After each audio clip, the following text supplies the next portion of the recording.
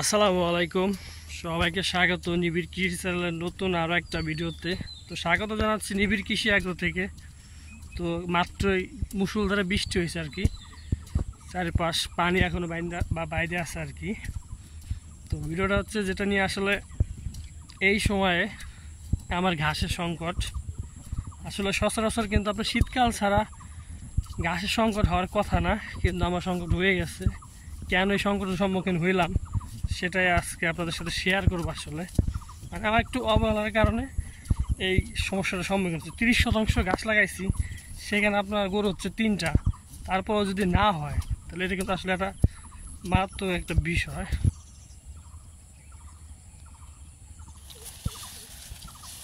তো এটা হচ্ছে আপনার মাঠের পরিবেশটা। আসলে একটু আগে বৃষ্টি হচ্ছে, আসলে আপনার সারা বাংলাদেশে কিন্তু এখন বৃষ্টি হচ্ছে প্রচুর পরিমাণে। দেখা যাচ্ছে আপনার 10 মিনিট বৃষ্টি থাকে না, আবার বৃষ্টি চলে আসছে। এই হচ্ছে বিষয়টা। তো যে সামনে আমার ঘাস ক্ষেত, এইখানে হচ্ছে আপনার 15%, আর ওই পাশে আছে আরও 15%। অনেকেই জানেন, দেখছেন।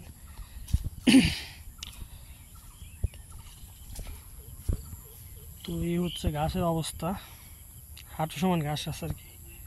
এই সময় কিন্তু এরকম ঘাস থাকার কথা না। ঘাসের মধ্যে আপনার পানি বেজে গেছে। তো এখানে আবার শখ করে কুশি লাগাইছিলাম, বা আখ যেটা বলে আমাদের এলাকায় কুশিরই সচরাচর। তো মাশাআল্লাহ যত্ন ছাড়া আসলে অনেক ভালোই হয়েছে।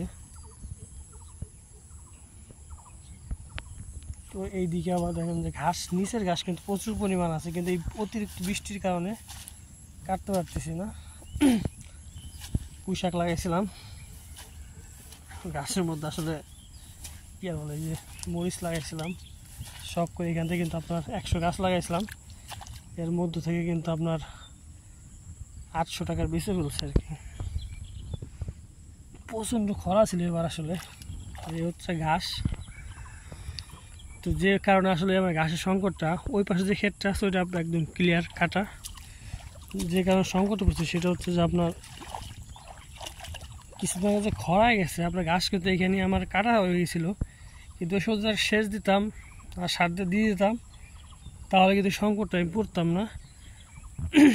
আসলে ভাবছিলাম যে বৃষ্টি আসবে, বৃষ্টি আসলে হয়তো আসলে নিজের মেশিন নেই তো, কারণ নিজের মেশিন দিয়ে পানি, মানে অন্যের মেশিন দিয়ে পানি দিলে আপনার এখানে 300 টাকা আপনার পানি দিতে লাগে আর কি, এইটুকু 15%।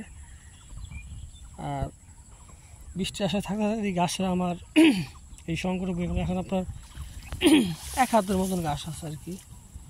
এই গাছ খাওয়া আসলে পোষাইতেছে না, জন্য আমার খ্যারও কিনা লাগছে। আজকে 50টি খ্যার কিনছি। তো চারপাশে কিন্তু বেগুনও আছে। পরিবেশটাও দেখেন মাশাআল্লাহ। আসলে বিষয় হচ্ছে যে আসলে সময়ের কাজ সময় করতে হবে। আমি যদি ঠিক টাইমে এই ঘাসের সার এবং পানি দিতাম তাহলে কিন্তু আমার এই সংকটটা পড়তে হতো না। বিশেষ করে আপনার এই গরমকালে এই সময় কিন্তু ঘাসের সংকট থাকার কথা না, আমি কিন্তু সেটা পড়ে গেছে। আসলে 3টা গরু, সে 30% ঘাস, তারপরে সংকট হয়ে গেল। তো নেক্সট টাইম ইনশাল্লাহ এরকম ভুল আর করবো না, এবং ঘাসের সংকট কিন্তু পড়বে না বলে আশা করি। তো আপনাদের যদি কারো ঘাস থাকে বা যদি এরকম মেঘের আশা করেন বা বৃষ্টি আসলে সার দেবো, যত্ন নেব, এই চিন্তা ভাবনা বাদ দিতে হবে আসলে। তাহলে আপনি কিন্তু অনেক মারাত্মক ক্ষতির সম্মুখীন হতে হবে। দেখা গেলো যে এখন যদি আমি 1000 খ্যার কিনি বা 500 খ্যার কিনি, তার দাম 2500-3000 টাকা।